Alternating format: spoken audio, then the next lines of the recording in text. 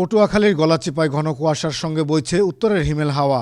কনকনে ঠান্ডায় বিপর্যস্ত হয়ে পড়েছে জনজীবন। বেলা বাড়লেও দেখা মিলছে না সূর্যের। আজ সকাল ৯টায় পটুয়াখালী জেলার গলাচিপায় এই বছরের সর্বনিম্ন 10.5 ডিগ্রি সেলসিয়াস তাপমাত্রা রেকর্ড করেছে খেপুপাড়া আবহাওয়া অফিস।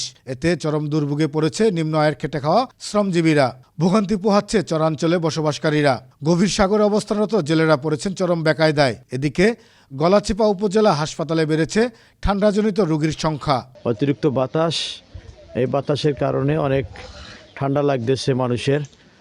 ভোগান্তি জনগণের, জনসাধারণের এবং শিশু থেকে মুরব্বী যারা আছে বয়স্ক তাদের অনেক কষ্ট হচ্ছে। বাতাস, খুব বাতাস, ঠান্ডা, হাত পাও খাইয়ে ওঠে।